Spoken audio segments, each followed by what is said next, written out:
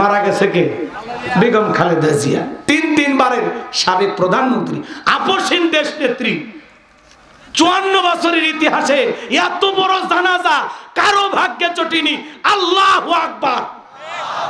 আমাদের বগুড়ার পুত্রবধূ বেগম খালেদা জিয়া, যার জানাজার কফিন আলেম ওলামা কাঁদে নিয়েছেন। আল্লাহু আকবার বলেন। ওনার জন্য এখনো মানুষ দোয়া করে, হাজার হাজার মানুষ এখনো তার কবরে গিয়ে দোয়া করতেছে, কোরআন তেলাওয়াত করে। আল্লাহু আকবার বলেন। তো ওনার জন্য মানুষ দোয়া করতেছে, উনি দোয়া পাচ্ছেন কারণ উনি আলেমদেরকে ভালোবাসতেন, ইসলাম আলাদেরকে ভালোবাসতেন। উনি ওনার জীবন দশায় কোন আলেমকে জেলখানায় বন্দী করেনি, ইসলামের বিরুদ্ধে একটি কথা বলেননি। আল্লাহু আকবার। এই জন্য এত মানুষের দোয়া ভালোবাসা পাচ্ছেন। তো ওনার কিছু নেতা কর্মী বোঝেন না, সারা জীবন হয়তো ওই দল করছে, হঠাৎ করে দল পাল্টি দিছে। কথা বোঝেন না? হঠাৎ করে দল পাল্টাইছে, তো এজন্য হঠাৎ করে নাম চলে আসছে মরহুমা শেখ হাসিনাকে ধানের শীষ মার্কায় ভোট দেবেন। কোন নেতার কি কথা কোন জায়গা কলেবি কিচ্ছু বোঝে না। প্রিয়াঙ্কা নামের এক নেত্রী, উনি বলতেছে গুন্ডা পান্ডা চোর ডাকা যারে পারেন ধরে নিয়ে আসে ধানের শীষের পক্ষে কাজ করা। হাই রে ভাই, হাসতে হাসতে জীবন বাঁচবে না, এটা মাথা খেলে না, বুঝছেন? এই যে আপনারা দেখবেন এটা চ্যানেলের ভিতরে প্রচার হয়ে গেছে, যে বলতেছে গুন্ডা পান্ডা চোর ডাকাত সবাইকে কাছে নেবেন, নিয়ে হলেও ধানের শীষের পক্ষে কাজ করবেন। এটা একটা কথা হইল? মানে এরা বক্তব্য দিবার যায় লাইন খুঁজে পাচ্ছে না। কথা কয় ঠিক কি না?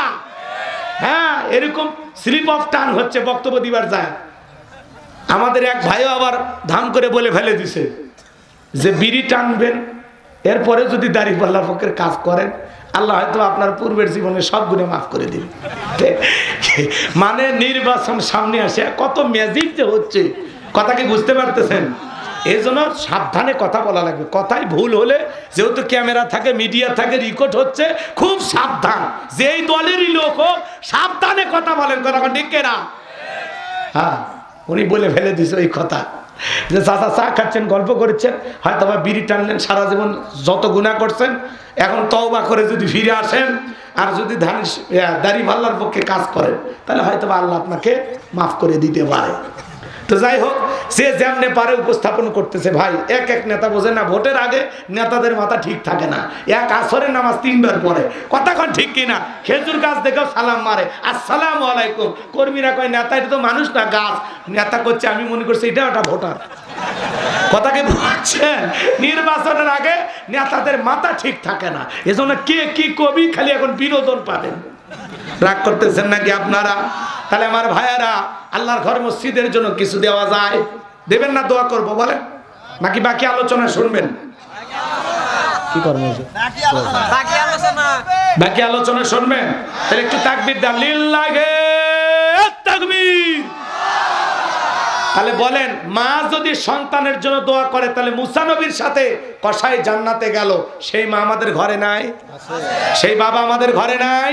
তাহলে মায়ের দোয়া নিয়ে জান্নাতে যেতে হলে মায়ের সেবা করতে হবে, মাকে খুশি রাখা লাগবে। এই শীতের দিনে মারে কম্বল কিনে দেন, এই শীতের দিনে মারে চাদর গিফট করেন। কথা কর না কে? বইয়েরটা তো ঠিকই কেনেন, মায়েরটা কেনা যায় না। না, মায়ের বেলায় কিনবে যায় এতিম হন, গরিব হন, টাকা থাকে না। কথা কর না কে?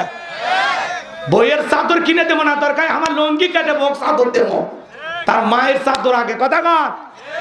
ওই যে গাজীপুরের শ্রীপুরে একটা ছেলে দেখেছেন, আরে মায়ের 2টা পা নাই। দেখছেন আপনারা?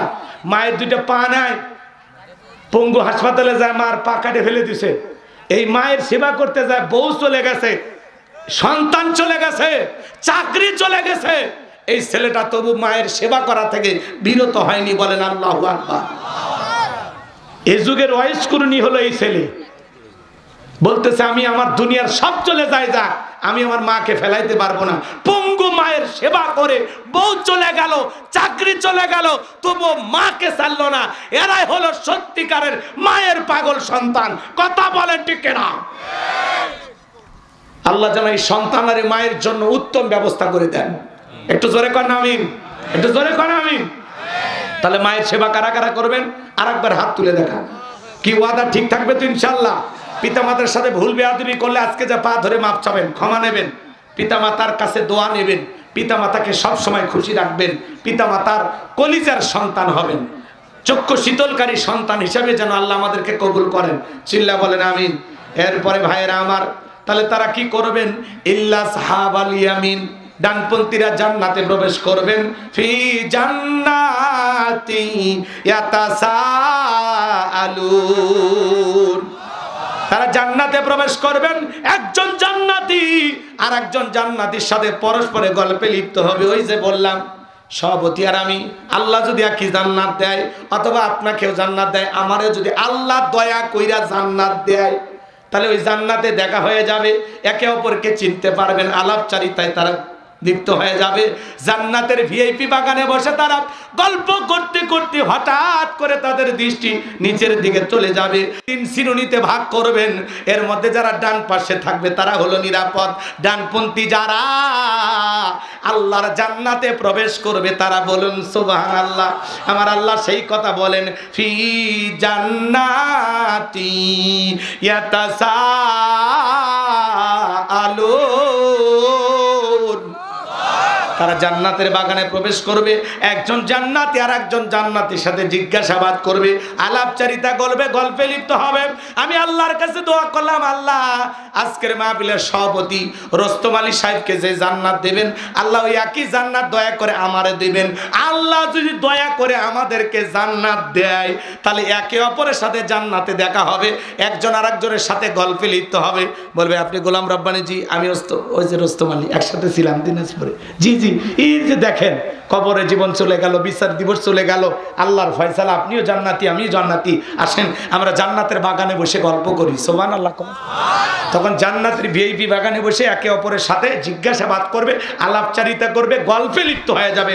সুবহানাল্লাহ। কর আমি আল্লাহর কাছে দোয়া করলাম, আল্লাহ আজকের মাহফিলে যত নারী পুরুষ কোরআনের তাফসীর শোনার জন্য বাড়ি থেকে এসেছে এই কনকনে শীতের ভিতরে, আল্লাহ দয়া করে আমাদের সবাইকে আপনি একই জান্নাতে কবুল করে নেন। চিল্লা এখন আমিন।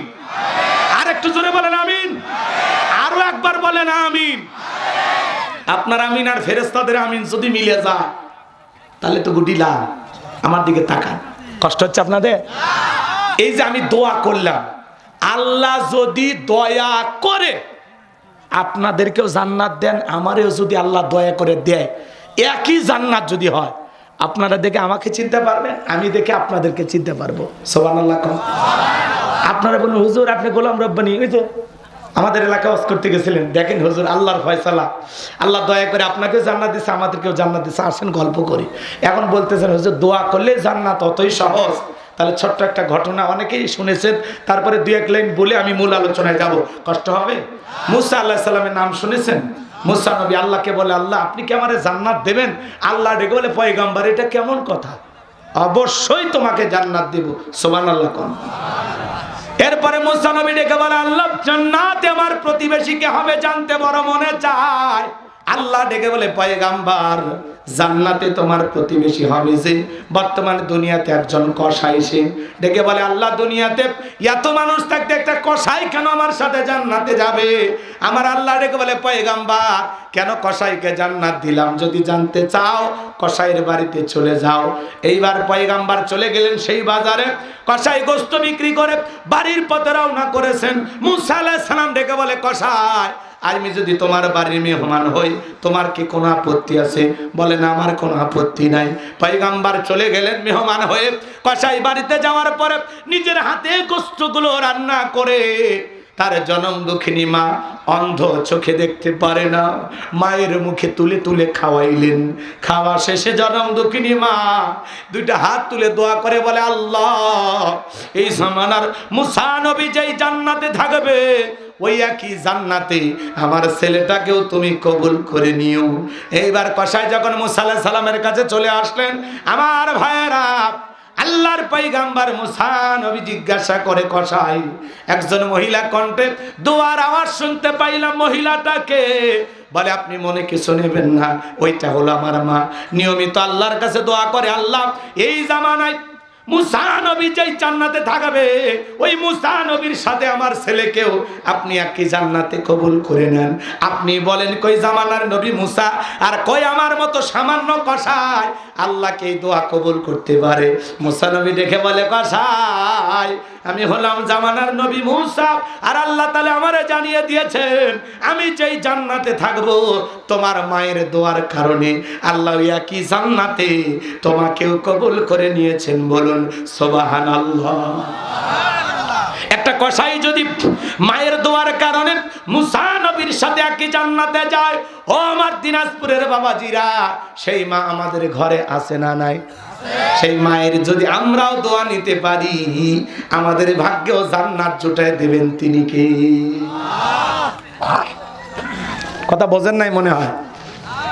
মায়ের দোয়ার দাম আছে না নাই? জোরে বলেন আছে না নাই? ঘরে আমাদের মা বাবা আছে না নাই? সেই মা বাবার খেদমত করার দরকার আছে না নাই? আমার আল্লাহ বলেন, অকদা রাব্বুকা আল্লা তা'বুদু ইল্লা ইয়্যাহু ওয়া বিল ওয়ালিদাইনি ইহসানা। আল্লাহু আকবার। আল্লাহ বলেন আমার ইবাদত করো, আমার ইবাদতের সাথে আর কাউকে শরীক করো না। আমার ইবাদতের পর তোমাদের দায়িত্ব হলো মাতা পিতার খেদমত করা, তাদের সাথে উত্তম আচরণ করা। একটা মা একটা বাবা সন্তানের জন্য কত কষ্ট করে রে যুবক, ওই মা বাবার মনে কষ্ট দেওয়া যাবে? আজকে অধিকাংশ পরিবারে পিতামাতা নির্যাতন আর জুলুমের শিকার। পিতামাতা এমন একটা নিয়ামক, মুখ ফুটে কারো কাছে বলে না, চেয়ারম্যানের কাছে বিচারও দিতে যায় না। কথা বলেন, কথা বলেন। যুবক, মা বাবার মনে কষ্ট দেওয়া যাবে না, মা বাবার মনে ব্যথা দেওয়া যাবে না। পিতামাতার খেদমত নিয়ে আধা ঘন্টা 1 ঘন্টা ওয়াজ করা যায়, সুযোগ আমার হাতে নাই। আপনাদেরও কষ্ট হবে, কষ্ট পাচ্ছেন আপনারা? পিতামাতাদেরকে নিয়ে যদি 5-10 মিনিট কিছু কথা বলি আপনারা কি বিরক্ত হবেন? আমি কি বলবো? যুবক আমার দিকে তাকাও। আজকে সুন্দরী বউ পাইয়া মানে ভুলে যাও। তুমি পুরুষ মানুষ, তোমাকে ব্যালেন্স করে চলতে হবে। মায়ের ভালোবাসা মায়ের কাছে, বইয়ের ভালোবাসা বইয়ের কাছে। কথা বলো ঠিক কিনা? সুন্দরী বউ পাইয়া মায়ের ভালোবাসা ভুলে গেলে হবে না। 22 বছর 25 বছর যে পিতা মাতা তোমারে আমারে লালন পালন করেছে, সেই মা বাবার অবদানের কথা ভুলে গেলে হবে? হবে না। পিতা মাতা যে কত বড় নিয়ামত। আজকে তুমি মা বাবাকে রাইখা পীর সাহেবের দরবারে গরু ছাগল নিয়ে দৌড়াও। প্রত্যেকটা মা বাবা হলো সন্তানের জীবনের সবচেয়ে বড় পীর। কথা বলে ঠিক কিনা? আমি হুজুর দোয়া করলে কবুল হইতেও পারে, না হইতে পারে, কিন্তু তোমার মা বাবা যদি দোয়া করে বন্দুকের গুলি মিস হতে পারে। পিতা মাতার দোয়া সন্তানের জন্য কখনো মিস হয় না। পিতা মাতা দোয়া করতে দেরি, আসমানের মালিক আল্লাহ দোয়া কবুল করতে দেরি করে না। চিৎকার মেরে বলুন সুবহানাল্লাহ। পিতামাতা দোয়া করলেও কবুল, বদ দোয়া করলেও কবুল। পিতামাতা দোয়া করলে রাস্তার ভ্যান চালক, রিক্সা চালক থেকে আল্লাহ শিল্পপতি বানায় দিবে। আর পিতামাতা যদি বদ দোয়া করে 10 তলা 20 তলা 1000 কোটি টাকার ব্যবসায়ীকেও আল্লাহ রাস্তার ভিক্ষুক বানায় ছাড়বে। এজন্য পিতামাতাকে অবহেলা করা যাবে না। ছোট্ট একটি ঘটনা মনে পড়লো, আমি কি বলবো? পাকিস্তান গালেবান বস্তি এলাকার ঘটনা, বহুদিন আগের কথা। তখন একটা ছেলে, এদিক খেয়াল করে, এই একটা ছেলের মর্মান্তিক ঘটনা। তাদের গরিব দাম্পত্য জীবনকে আল্লাহ তাআলা মধুময়ার ভালোবাসার বিনিময় তাদের কুড়ে ঘরের ভিতরে একটা ছেলে সন্তান দিলেন। গরিব মানুষ, কিন্তু গরিব হোক, কিন্তু দামি খাট না থাক, দামি বিছানা থাক না থাক, কিন্তু এই গরিবের ঘরে কিন্তু ভালোবাসা আছে। কথা বলেন। হুজুর রিক্সা চালায়, ভ্যান চালায়, মাঠে ময়দানে কাজ করি মানুষের বাড়িতে, তাতে আপত্তি নাই, কিন্তু রাতের বেলায় বউরে কোলে নিয়ে ঘুমায়। কথা বলে ঠিক কিনা? আর ধনী কোটিপতি শিল্পপতি টাকাওয়ালা বউ আলাদা ঘুমায়, স্বামী আলাদা ঘুমায়। দাও কুড়েলে সম্পর্ক, একে অপরকে দেখতেই পারে না। যার সম্পদ যত বেশি, জ্বালাও তত বেশি। কথা বলে ঠিক কিনা? টাকায় সুখ পাওয়া যায় না বাজার। বড় লোকের দামি খাট আছে, দামি বিছানা আছে, কিন্তু সুখ নাই, শান্তি নাই। কথা বলে ঠিক কিনা? আপনাদের হাকিমপুরে কোনো দোকানে শান্তি বিক্রি হয়? সুখ কিনতে পাওয়া যায়? তো সুখ ব্যাংক ব্যালেন্সে আসে না, দামি বিছানার চাদরে আসে না, সুন্দরী বউ থাকলে সুখ পাওয়া যায় না। সুখ হলো অন্তরের বিষয়, মনের বিষয়। কথা বলে ঠিক কিনা? আমার ভাইয়েরা, এই স্বামী স্ত্রীর দাম্পত্য জীবনে সুখ আর ভালোবাসার অভাব ছিল না। তাদের ঘর আলোকিত করে একটা পুত্র সন্তান জন্মগ্রহণ করলো। ছেলেটার বয়স যখন 4 বছর, ছেলেটার বাবা মারা গেল। মহিলা চিন্তা করলেন, আরে আমার স্বামী মারা গেল, এই ছেলেটারে নিয়ে যদি আর একটা পুরুষের সাথে আমি দাম্পত্য জীবনে আবদ্ধ হয়ে যাই, সে যদি আমার ছেলেটারে ভালো না বাসে, দেখতে না পায়, আমি মা তো এটা মানতে পারবো না। অতএব আমি আমার সন্তানের মুখের দিকে তাকায়া আর কোনো স্বামী গ্রহণ করলাম না। আমি প্রয়োজনে মানুষের দ্বারে দ্বারে গিয়ে কাজ করব, যত কষ্টই হোক আমি আমার ছেলের মুখের দিকে তাকায়া আর দ্বিতীয় বিবাহ করলাম না। এইবার ভাইয়েরা আমার, সেই পাকিস্তানের মহিলা মানুষের বাড়িতে চাকরের কাজ কইরা কইরা, চাকরানির কাজ কইরা কইরা যে ভাতটা পায়, আগে সন্তানের মুখে তুলে খাওয়ায়, আর সেখান থেকে যদি বাঁচে সেইটুকু মা খায়। এইভাবে মা সংসার চালাইতে লাগলেন। ছেলে যখন বড় হলো, যুবক হয়ে গেল, সুন্দরী মা, সুন্দরী নারী দেখে মা ছেলেটার বিবাহের ব্যবস্থা করে দিল। আমার ভাইয়েরা, কিছুদিন সংসারে ভালোই চললো, এরপরে বউ শাশুড়ির যুদ্ধ লেগে গেল।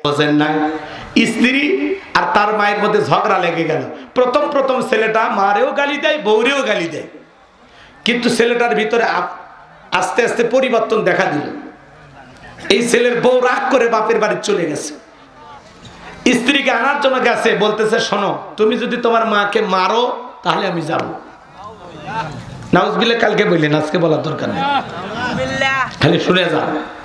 এইবার ছেলেটা বাড়িতে আসছে, এরপরে যেদিনই ঝগড়া লাগছে মারে ধরে পিটায়, বউয়ের পক্ষ নিয়ে কারে পিটায়। এরকম বউ পাগল আছে না? না বলেন না ভাই, আছে না? বউ যদি দাঁড়িয়ে থেকে পেশাব করো, তাই করে। বউয়ের দিকে চোখ তুলে তাকাবার পারে না। বউ কয়ে, কার দিক তাকাইছিস, আগে 3 লাখ জমা দি। যারা যৌতুক নিয়ে বিয়ে করে এরা তো বইয়ের কাছে এতিম, কথা কন। এরা তো বইয়ের মনে করেন যা ইচ্ছা, আর বউ চাকরের মতো ব্যবহার করে। আছে না? নাই? আছে না? নাই? আমার ভাইয়েরা গভীর মনোযোগ দিয়ে শুনে যান। এইবার স্ত্রী আবারও রাগান্বিত হয়ে চলে গেল বাড়িতে। এসে বলে, মা আমার বউ কোথায়? বলে, বিশ্বাস কর বাবা, ঝগড়া লেগে তোর স্ত্রী একাই চলে গেছে, আমার কোনো দোষ ছিল না। এইবার স্ত্রীকে আনতে গেছে, ডেকে বলে, শোনো, হয় ওই বাড়িতে তোমার মা থাকবে, না হলে আমি থাকবো, এখন তুমি বলো কারে তুমি চয়েস করো। ছেলেটা বউ পাগল, বলে, তোমারে ছাড়া আমি বাঁচবো না। বলে, শোনো, তাহলে আমি যা বলবো তোমাকে তাই করতে হবে। বলে, কি করা লাগবে? স্ত্রী তাকে গোপন একটা ষড়যন্ত্র শিখাই দিল। শোনো, বাড়িতে যাওয়ার পরে বাজার থেকে কমলা কিনে নিয়ে যাবা। মহিলা মানুষ, তার অন্তর কিভাবে নরম করা যায় আমি একটা মহিলা জানি। বাজার থেকে কমলা কিনে নিয়ে যায়, মার মুখে নিজের হাতে কমলা তুলে খাওয়াইবা। এতদিন মারে পিটাইছো, তুমি ক্ষমা চাইবা। আর তোমার মাকে কোনো মনে ছলে বলে একবার রাজি করাইয়া যদি আখের খেতে নিয়ে যাইতে পারো, ওই ছেলের নিত্যদিনের কাজ হলো আখের গাছগুলো কেটে কেটে ছাল পরিষ্কার করে বাজারে বিক্রি করা। বলে, একবার যদি তোমার মাকে আখের খেতে নিয়ে যাইতে পারো, ভোরবেলা পৃথিবীর কেউ দেখবে না। ওই সময় তুমি মারে কোদাল দিয়া এক কবে কাল্লা ফেলায় দিয়া জমিনে গর্ত করে পুঁতে রাখবা, পৃথিবীর কেউ টের পাবে না। ছেলে বলে, শোনো, মারে যদি মারি তাহলে তো পাকিস্তানের পুলিশ ধরে নিয়ে যাবে। বলে, না, ধরবে না, আমি যে কৌশল শিখাই দিলাম আমি অনুযায়ী যদি কাজ করো কোনো সমস্যা নাই। কেউ যদি এসে বলে, জিজ্ঞাসা করে তোমার শাশুড়ি কোথায়, বলবো মাঝে মাঝে ঝগড়া লাগে, আপনারা তো সবই জানেন, ঝগড়া করে কই যে চলে গেছে আমি জানি না। স্বামীর এই গভীর ষড়যন্ত্র স্ত্রী যখন স্বামীর কানে মধ্যে ঢোকায়া দিল, স্বামীটা ছিল এতটাই বউ পাগল, এতটাই বইয়ের প্রেমে অন্ধ ছিল। এইবার স্ত্রী কথা অনুযায়ী বাজার থেকে কমলা কিনলেন। দরজায় এসে ডাক দেয়, মা দরজা খোল। মা বলে, না রে বাবা, তোর আঘাতের চিহ্নগুলো দিয়ে এখনো রক্ত বের হয়, আমি মার আঘাত সহ্য করতে পারবো না, আমি তোর জন্য দরজা খুলবো না। ছেলেটা কাঁদে আর বলে, মা আর কোনোদিন মারবো না মা, আজকে একটা বার দরজা খোল, আমি দরজা খুলে দিলে তোমার পা ধরে ক্ষমা চাইবো। বারবার যখন মা মা বলে ডাকে, মা দরজা না খুলে আর থাকতে পারলেন না, দরজা খুলে দিল। এইবারে ছেলেটা মার পা জড়িয়ে ধরে কান্দে আর বলে, মা এতদিন ভুল করেছি, অন্যায় করেছি, মামারে মাফ করে দাও। ও মার কোনোদিন তোমারে আঘাত করব না, ও মামাকে তুমি মাফ করে দাও। ছেলেটা যখন মায়ের পা জড়িয়ে কান্না করে, দুঃখিনী মার অন্তর নরম হয়ে গেল। দেখে বলে, ঠিক আছে বাবা, তোরে মাফ করে দিলাম, তোর জায়গা আমার পায়ে না, তোর জায়গা আমার বুকে। মা সন্তানকে বুকে তুলে নিলেন। এইবার ছেলেটা একটা কমলা ছিলে, একটা টুকরো একটা ফালটা মার মুখে তুলে দিয়েছে। মায় খায় আর বলতেছে বাবা এত আদর করতেছিস ব্যাপারটা কি, এত যত্ন করতেছিস ব্যাপারটা কি? বলে মা মনে তো চাই প্রতিদিন আপনারে ফল ফট কিনে খাওয়াবো, কিন্তু আপনি তো জানেন মা আমি বেশি আখ বাজারে বিক্রি করতে পারি না, আমি আখের গাছগুলো কেটে দিব, আর কেউ একজন যদি ছাল পরিষ্কার করে দেয়, আর যদি বেশি আখ বাজারে বিক্রি করতে পারতাম তাহলে তোমার জন্য প্রতিদিন ফল ফট কিনে খাওয়াইতে পারতাম। মা ডেকে বলে বাবা আর বোঝার বাকি নাই, তুমি যাও বউরে নিয়ে ঘুমাও, ভোরবেলা আমি মা সকালবেলা তোমাকে ডেকে আখের খেতে নিয়ে যাব। পরের দিন সকালবেলা এইবার ছেলেকে ডাক দিয়া মার ছেলে মিলে আখের খেতে চলে গেল। এইবার ছেলেটা আখের গাছগুলো কেটে দেয় আর মা নিচের দিকে হইয়া ছাল পরিষ্কার করে। এইবার এই ছেলেটা নিঠুর পাষাণ নির্দয় হয়ে মাকে মারার জন্য কোদালটা উঁচু করে তুলে ধরেছে। ওই কোদাল দিয়ে মাকে এখন একটা কোপ মারবে। চিন্তা করো রে যুবক, যে মা তোমারে আমার এত ভালোবাসা দিল, এমন হতভাগা সন্তান আছে একটু নির্বিষ হলে মারে পিটায়। মাঝে মাঝে দেখেন না বৃদ্ধ মানুষকে পিটানোর ভিডিও ভাইরাল গুলো হয়ে যায়। যেই সন্তান মারে পিটায় আঘাত করে, বইয়ের বুদ্ধি শুনে মা বাবাকে আলাদা করে দেয়, নিজের সংসার থেকে পৃথক করে দেয়, আলাদা করে দেয়।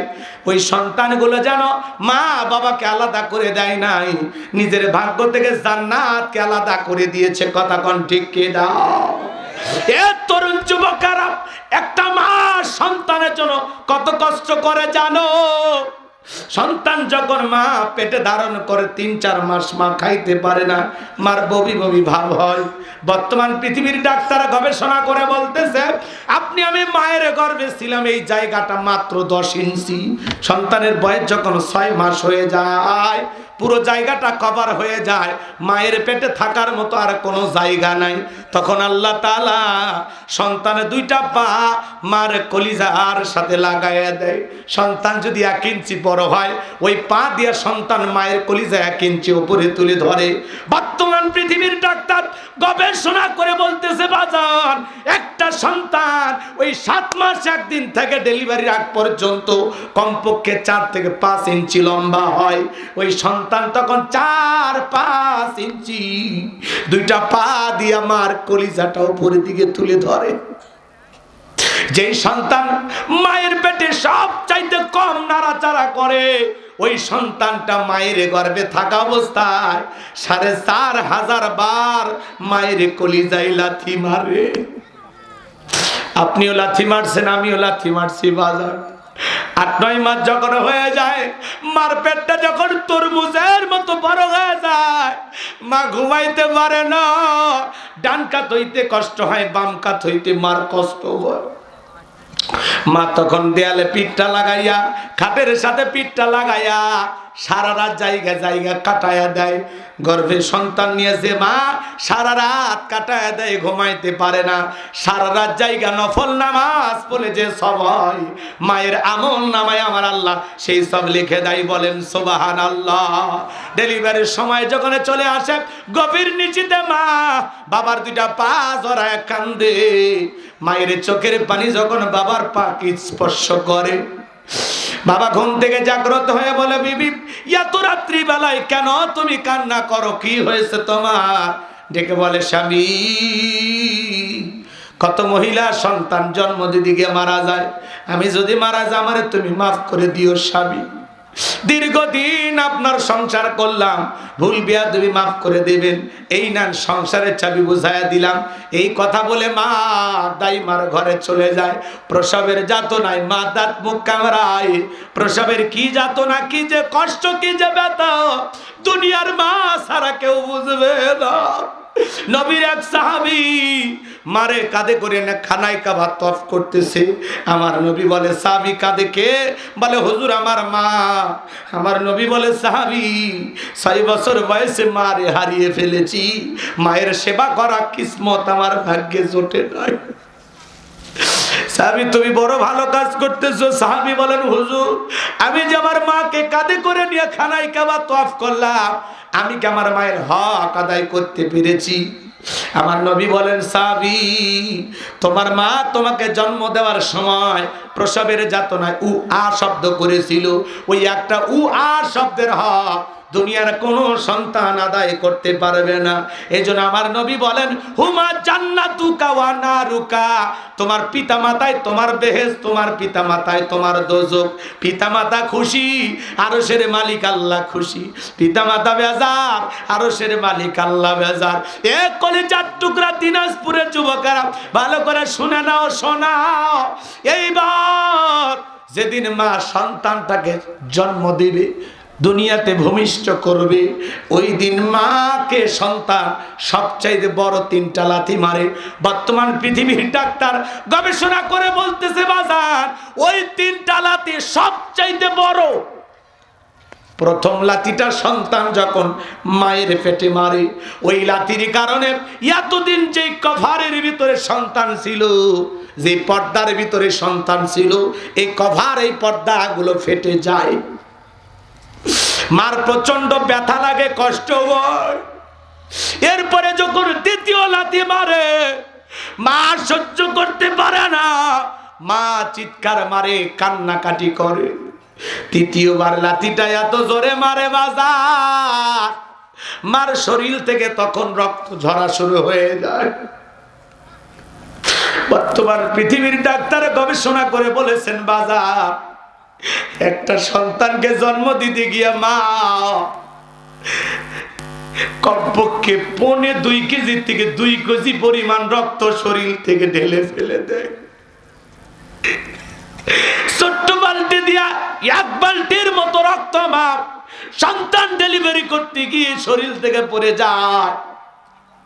এরপরে সন্তান যখন পৃথিবীতে ভূমিষ্ঠ হয়, কত মা সন্তানকে জন্ম দিতে গিয়া জ্ঞান হারায় ফেলে। ওই সন্তান পৃথিবীতে আসার পরে ওম্মা ওম্মা বলে কান্নার আওয়াজ যত দ্রুত মায়ের কানে পৌঁছায়, তত দ্রুত মা সুস্থ হয়ে যায়। একটু চিৎকার মেরে বলেন আল্লাহু আকবার। আমার ভাইয়েরা, সন্তানকে মা কোলে নেওয়ার জন্য হাহুতাশ করে। মা যখন জ্ঞান ফিরে পাই, মায়ের জ্ঞান যখন ফিরে আসে, ডেকে বলে কই আমার সন্তান, আমার কোলে দাও। মা সন্তানকে কোলে নেয়, গালে মুখে চুমা খায়, আর সন্তানের চেহারার মধ্যে এত মায়া।